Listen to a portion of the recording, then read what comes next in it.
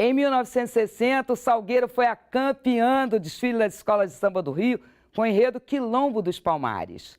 Até então, nenhuma escola tivera a ousadia de ir além das fronteiras da história oficial.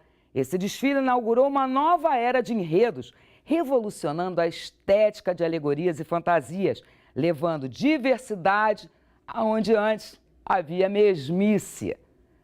O carnaval deve essa renovação a um artista plástico fascinante, Fernando Pamplona. Para relembrar este grande defensor da cultura brasileira, resgatamos para você o programa Memória Nacional, exibido pela TV Educativa do Rio na década de 80. Afinal, aqui, se existe memória, a fita roda. Fernando Pamplona, 62 anos, nasceu no Rio de Janeiro no dia 20 de setembro de 1926. Professor, diretor da Escola de Belas Artes e cenógrafo. Realizou inúmeros shows, tendo a presença marcante de seus trabalhos nas óperas e balés do Teatro Municipal, como também a criação de enredos para o Salgueiro. A Memória Nacional de hoje é de Fernando Pamplona. Minha mãe é amazonense. Ah. Meu pai de Ceará, a família dele toda. Pai da minha mãe do Maranhão, avó do Pernambuco. Eu, garotinho, fui para o território do Acre. Com quantos anos, meus amigos? Eu fui com 3 ou 4 anos, voltei com 9. Eu sei que eu fiz parte do curso primário lá, quase completo, e vim terminar o último ano aqui no Rio. Aí fiquei, mas carioca não é quem nasce aqui, não. Não. Carioca é João Saldanha, que nasceu em Alegrete. É Augusto Rodrigues, Fernando Lobo, que nasceu em Pernambuco. Foi Mister E, que nasceu na Bahia. Paulinho, que nasceu em Minas. Então, o que é ser carioca? Eu não é aquele negócio de estado do espírito do Vinícius, não. É todo mundo que construiu, ajudou a realizar essa cidade e a viveu. Não passivamente. E como é que a cultura popular se revela assim, dentro do seu trabalho? Bom,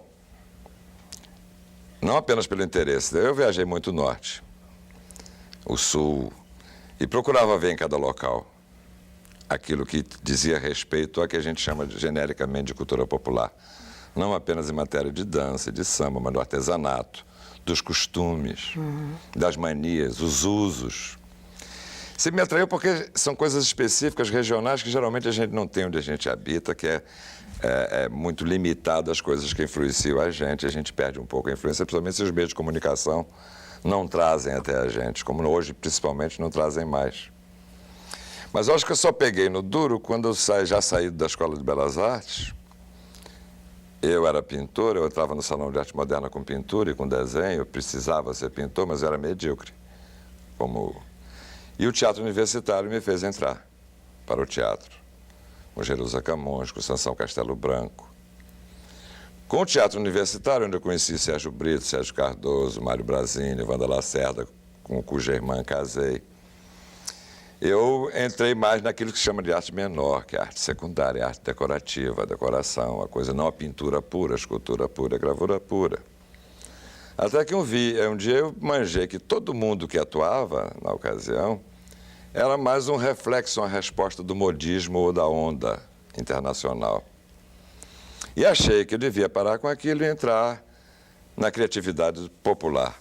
Foi quando eu me dediquei um pouco à escola de samba. Comecei a procurar saber a criatividade do povo sem interferência de culturas externas, principalmente quando impostas, como era no caso da pintura. Você entrava no salão, se a moda do mundo era taxa, era o taxismo. Se a moda do mundo era concretismo, aqui tinha o neoconcretismo.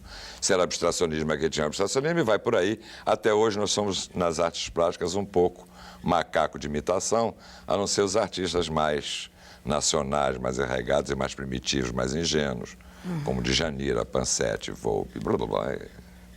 Acho que é isso. Lá no Acre, você já começou assim a pintar ou a desenhar? Não, essa coisa de garoto. Ele tem jeito. Tinha um jeito, levava jeito. Tinha um jeito, levava jeito. Aquela coisa de fim de ano em grupo escolar, que tem negócio de trabalho artesanal. Eu levava jeito para fazer florzinha, para fazer coisinha de barro e pegar canivete, esculpir coisas em madeira. Aquele negócio de garoto que leva jeito. E essa escolha para ser um artista plástico, como foi feita? Essa foi meio difícil. Eu tive a sorte de ser aluno do internato do Colégio Pedro II, mau aluno. Não fui bom, não. Medíocre, vulgar, normal. Mas naquela época bastava que você tivesse professores da ordem de Atenor Nascentes, o Pedro Couto, o Jorge Samba, Nunes Smith Vasconcelos, Cécio Tirê, pai do Carlos Tirê, avô do nosso querido Tirê, Haroldo Lisboa da Cunha, grandes professores, Quintino do Vale. Bastava você ouvi-los para você adquirir um mínimo de formação, na pior das hipóteses, saber um pouquinho falar, dizer. Não dizer tanta besteira como se fala, como se diz hoje. E que despertou dentro da gente uma possibilidade do conhecimento geral, não só porque o colégio era o melhor, talvez continue sendo o melhor do Brasil, mas porque eu era interno. E tinha obrigado a estudar de manhã, de tarde, de noite, manhã, de tarde, de noite, mesmo não estudando muito. Mas minha família toda de militar, quase toda. Meu irmão militar, meu primo militar. Meu irmão saindo do Pedro II foi para a escola militar. Minha mãe chegou até a fazer o meu enxoval. Aí minhas primas acharam que começaram a estudar geometria descritiva, desenho geométrico comigo. E eu resolvi ir para a Escola de Belas Artes, mesmo sofrendo dentro da família o preconceito, ou fora da família, na sociedade. Quem estudava arte naquela ocasião, quem entrasse para a Escola de Belas Artes era vagabundo ou viado. Eu assumi a vagabundismo e o viadismo e resolvi ser vagabundo e pintar. Depois o nome apareceu no jornal muito, eu falei, o primo rico da família. Pô, até orgulho Sai no jornal, de não ter sido milico. Principalmente porque naquela época o Rio era muito pequeno, tinha 2 milhões e pouco de habitantes. Hoje eu acho que Porto Alegre tem isso, o Recife, ou Belo Horizonte, ou sei lá. Mas toda a atividade cultural do Rio concentrava-se num polígono formado ali pelo Ministério da Educação, a Associação Cristã dos Moços, tinha o Palace Hotel, onde havia grandes exposições e saraus, exibições e músicas, o Teatro Municipal, o Teatro Ginástico Português, o Teatro do Sina, a Biblioteca Nacional, Liceu de Artes e Ofícios, ainda a Casa do Manuel Bandeira, o ateliê do Augusto Rodrigues, na Lapa, Rua das Marrecas, o ateliê do Santa Rosa, a 2 centímetros do Vermelhinho, a ABI, que era um ponto de encontro de toda a intelectualidade do Rio de Janeiro, todos aqueles que trabalhavam intelectualmente. Então foi uma época de grande sorte, que o Eli, meu colega aqui também, foi formado nessa época, cuja nossa formação intelectual foi muito mais na beira do botequim, na mesa do botequim, do que propriamente no banco da escola. Era depois da escola, às 6 horas da tarde, a gente ia para o Vermelhinho. Oscar Niemeyer, Eneida, Paulo Mendes Campos, Lúcio Rangel, e muita gente. E a gente ouvia. A gente ouvia o que aquelas pessoas pintavam de Cavalcante, chegava o Portinari, Mário Pedrosa, queriendo Campo Fiorito, lá a gente embarcava na arte. Muita gente da imprensa, que a gente procurava saber as notícias permitidas ou não. Muita discussão, cinema, Jorge Lely, Alex Vianney, Luiz Alipe de Barros, Moniz Viana. Você saía de uma mesa que era cinema, entrava para uma mesa que era escultura, saía da mesa que era escultura e entrava para a literatura. Aí o Enio Silveira já estava começando a editar Civilização Brasileira. E só ouvindo, sem papear, você aprendia o mundo da ocasião. Que escola. Não havia teatro fora desse centro do Rio. Os cinemas eram muito poucos na Zona Sul, galeria de arte nenhuma fora do centro. Também não havia galeria de arte, havia lugares onde se exibia a arte. Eu assisti nessa ocasião o nascimento de 5 crianças. 3 eram negras e pobres. Era o Teatro Experimental do Negro, do Abdias Nascimento, que vivia às custas do esforço de todo mundo, com 5 mil reais para poder montar Todos os Filhos de Deus Têm Asas, o Imperador Jones. Grandes atores, Ruth de Souza, na ocasião. Grandes atores. Aguinaldo Camargo, o maior de todos, que era advogado e delegado de polícia, mas tinha vergonha de ser. A grande ator, morreu atropelado. Junto à criança do Abdias, o Solano Trindade, um dos maiores poetas negros que o Brasil já possuiu, fez o Teatro Popular Brasileiro, mais tarde Teatro Folclórico Brasileiro, mais tarde Brasiliana, já com Haroldo Costa, onde eu era fotógrafo. Meu primeiro dinheiro foi ganho com fotografia. A terceira grande criança era a Orquestra Afro-Brasileira do maestro Abigail Moura. Foi quando eu entrei no movimento negro como assistente ou como AOI, batendo palma, fazendo O e ajudando no possível. Balé da Mercedes Batista. Ou na fotografia, ou na iluminação, até que essas crianças morreram por inanição. Uma criança teimosa, filha de nordestino, surgiu na ocasião que era a Escolinha de Arte do Brasil, com Augusto Rodrigues. Essa vive pobremente até hoje. E nas crianças, a última criança era rica. Essa nasceu num berço desenhado pelo Oscar Niemeyer, um berço amebiano, debaixo no Ministério da Educação, também projeto do Oscar, mas já muito bem apadrinhado. E vive capenga hoje, mas muito bem apadrinhado, que é o Museu de Arte Moderna, onde o principal sustentáculo era o Santa Rosa, pintor, misto de crítico de arte, abstrato, e eu da turma do Campo Fiorito, pintor, crítico de arte, figurativo, e o choque era permanente, mas muito bonito.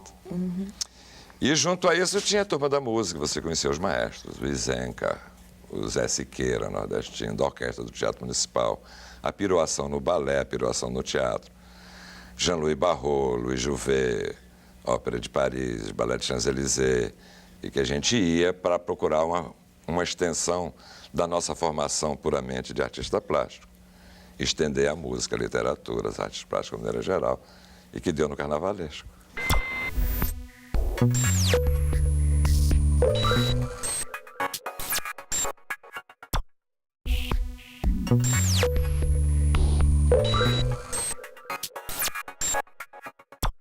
O artista plástico Fernando Pamplona sabia conjugar ironia, inteligência e simpatia em doses perfeitas.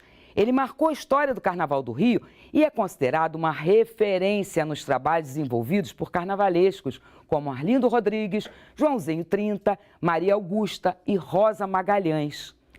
Para homenageá-lo, você está revendo o programa Memória Nacional, exibido pela TVE nos anos 80. Aqui, se existe memória, a fita roda.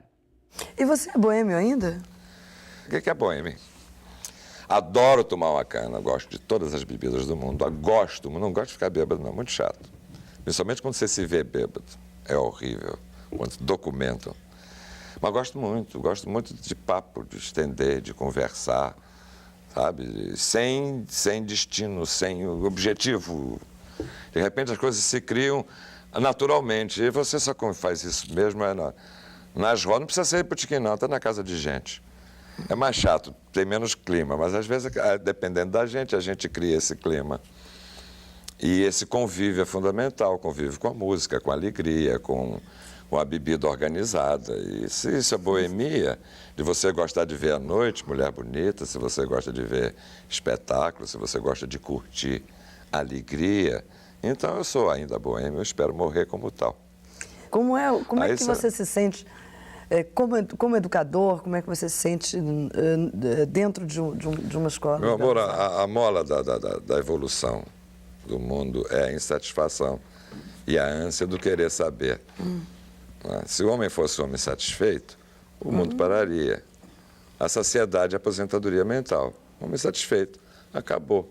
O homem só é homem, a gente só consegue progredir porque é insatisfeito. E você gosta... E o insatisfeito quer saber sempre. Você gosta de ensinar? Você gosta de explicar? Você gosta de contar?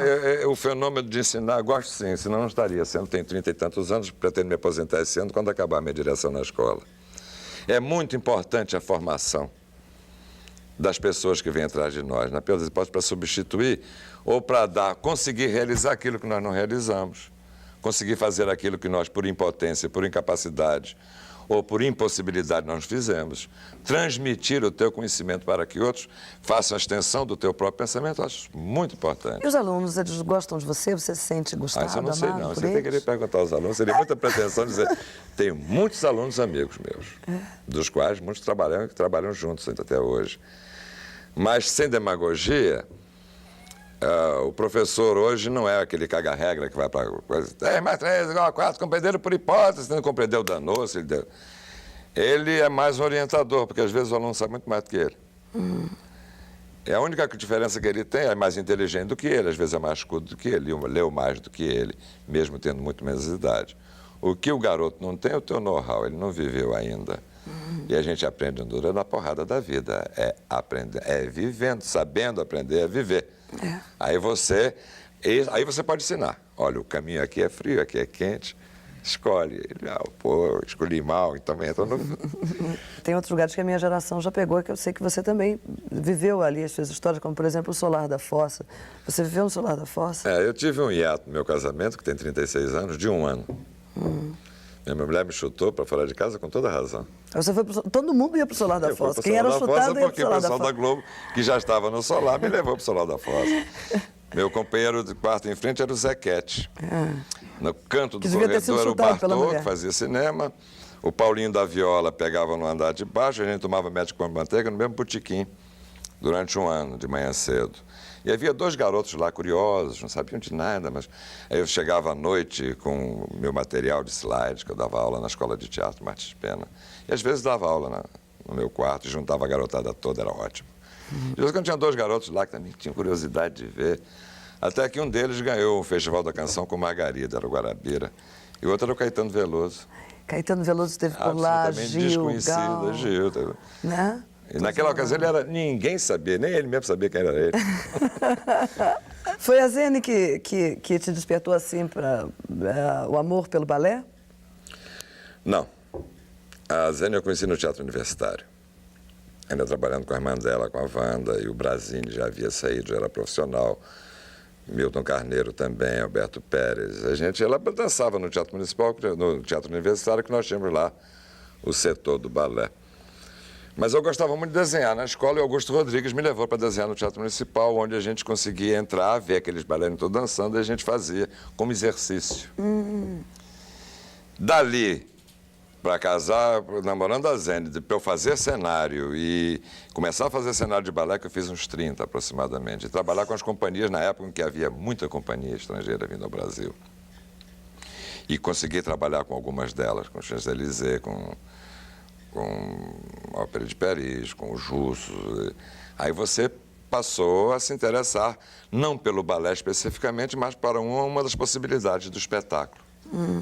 E que é muito bonita, que é muito bacana, principalmente as bailarinas. É, muito bonito, né? Como surgiu a escola de samba e o carnaval, a paixão pelo carnaval, como é que... A escola de samba surgiu, eu nos Vermelhinho, uma vez fui convidado para uma discussão de cultura popular no PEN Clube, a escola de samba pintou. Eu vi um camarada que tinha as ideias parecidas com as minhas, ele era presidente de uma escola, eu não sabia, e havia um grande sujeito que trabalhava na Secretaria de Turismo, Departamento de Turismo naquela ocasião, chamava-se Miécio Tati, que conhecia tudo, bom autor, e foi revisor de pelo menos uns 4 ou 5 livros do Jorge Amado. Jorge Amado fazia muita confiança no Miécio Tati, infelizmente morreu.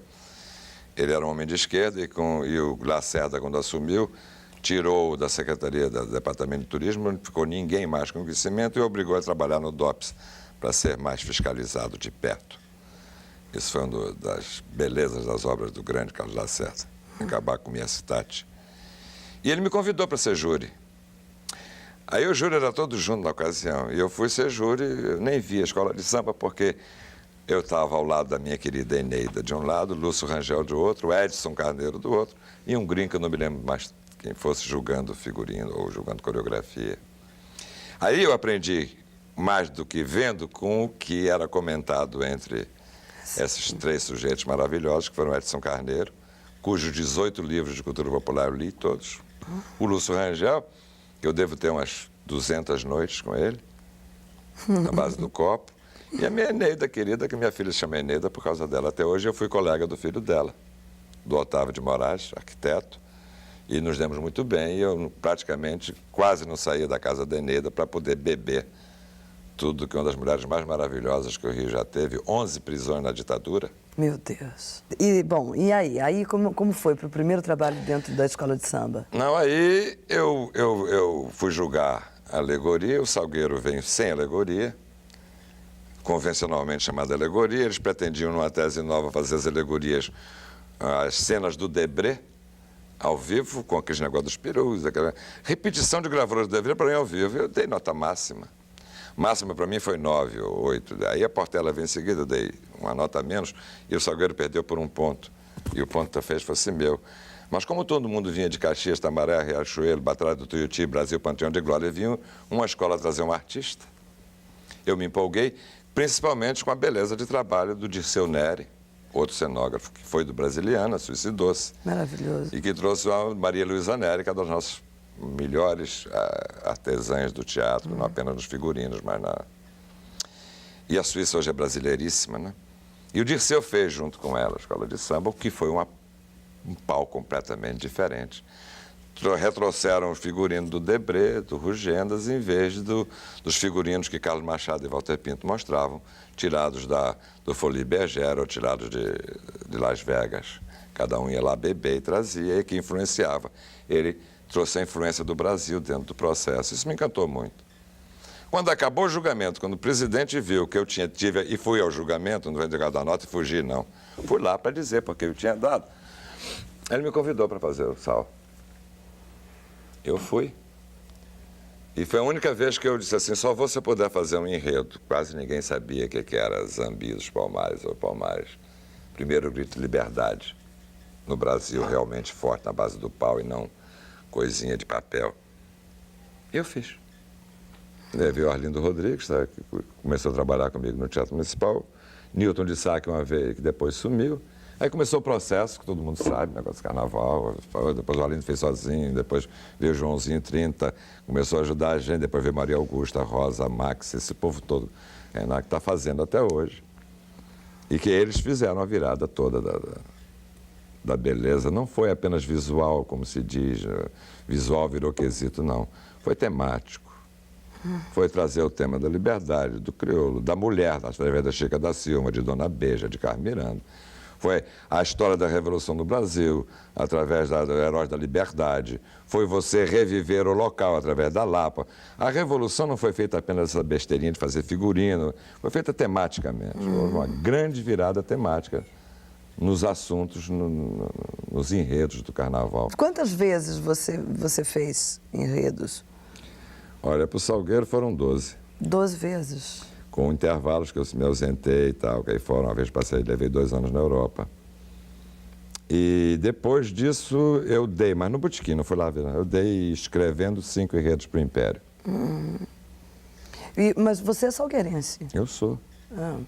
Eu nunca fiz a coisa profissionalmente, eu fazia a coisa como tese. Sei. Estética também, social, estética, em defesa de uma cultura que eu tenho mania de defender, que é a cultura que me representa, da qual eu sou produto. Desses tantos lugares que você conhece, qual seria assim o lugar que você escolheria como o lugar melhor para se viver? Olha, eu não sei, a cidade que eu mais vivi fora do Rio foi Munique. Morei praticamente 1 ano em Munique, intercalando o tempo. Mas tem tanta coisa bonita. Tanta coisa bonita. A Itália, sozinha, representa 50% de toda a possibilidade de curiosidade de arquitetura, de pintura, de inteligência da Europa inteira, para mim. A Espanha é maravilhosa. Barcelona, o fogo que você sente em Barcelona é parecido com o fogo da Lapa ou da Praça 11, sabe? Eu não sei não. Eu me daria bem em alguma cidade. Veneza é linda demais. Você entra com 3 metros de altura, sai com 2 centímetros, esmagado, com tanta inteligência, tanta criatividade, tanta arte junto. Aí você fica pequenininho, fica sem fôlego, até de ver museu, porque a tua capacidade de assimilação é limitada. Tem momento que você não assimila mais nada. Né? Tem muita coisa bonita, inclusive no nosso próprio país. Eu viveria um tempo em Salvador. Eu viveria um tempo em Olinda, principalmente lá dentro, Janga ou Maria Farinha. Deixa eu passar o tempo da agitação. Você é criador da TV Educativa? Não, criador não, ajudei a construir. Quando eu vim para a TV Educativa, o Gilson me chamou, ainda em Copacabana, a criação já estava feita. Sim, depois de Copacabana ainda foi para Laranjeiras. O grande criador da TV Educativa, segundo o Gilson Amado, é o general Toné. E todas as leis foram feitas praticamente com ele, todo o exercício foi quem chamou o Gilson. Mas o criador, quando eu digo criador, era assim, você estava no processo da criação, da implantação da TV Educativa. Isso estava. Você falou, você estava em Copacabana, depois ainda foi para Laranjeiras. Não, Copacabana viemos para cá direto. Não, quando eu vim para a TV Educativa, os alicerces já estavam lá, estava quase tudo pronto aqui, havia apenas que acabar. A implementação, a construção, a compra do primeiro material, a formação das equipes. Eu comecei a infraestrutura de montagem técnica aqui, com 2 funcionários, hoje tem 120. Tem sempre um montão de jornalistas assim, atentos para tentar te pegar em qualquer falha, qualquer palavra errada que você diga por cansaço, por qualquer coisa, para fazer uma acirrada crítica ao seu trabalho no Carnaval, né? Como é que você vê isso? Depois que acaba o Carnaval, as pessoas dizem, não, porque o Pamplona falou disso, estava errado, não era bom. Foi ameaçado de morte, moça. Você foi ameaçado de morte? Pô. O presidente da Mangueira ameaçou de morte, com o dedo no nariz, com todos os palavrões, porque eu disse que tal coisa era fraca. Mataram ele antes, senão poderia estar morto hoje. Mas o negócio é o seguinte, o Nelson Rodrigues diz que o sucesso é imperdoável. É. Aí é. Minha filha, você faz um sucesso numa coisa, não perdoa. Vê se me esculhamba porque meu trabalho da ópera, que eu fiz uma revolução na ópera junto com Santa Rosa, graças ao Santa Rosa, inclusive. Ou meu trabalho de revolução cenográfica no balé, não. Não incomoda ninguém. Ninguém sabe que eu sou diretor da Escola de Belas Artes. Pô, aquele cara é diretor da escola. Eu sou diretor da Escola de Belas Artes, sou unidade universitária da Universidade Federal do Rio de Janeiro, a maior do país. Eu tenho 1.200 alunos, trabalho com 180 professores e 60 funcionários. E aí? Ninguém me esculhamba, porque não está dando, não estou 10, não estou 0. Não é? Eu já fiz uns 5 cenários de óperas, uns 30 de balés, uns 60 e tantos de teatro dramático, uns quase 200 de teatro musical, televisão. É que a gente não conta, senão chega a 1000, cada besteirinha que a gente arma e desarma. Não incomoda ninguém. Mas bastou ter um sucesso, virar cartaz nacional, porque diz besteira, falando, vai jogar televisão, que todo mundo se preocupa em arrebentar, mas depois é isso. O Recordar a TV de hoje fica por aqui. Até a próxima!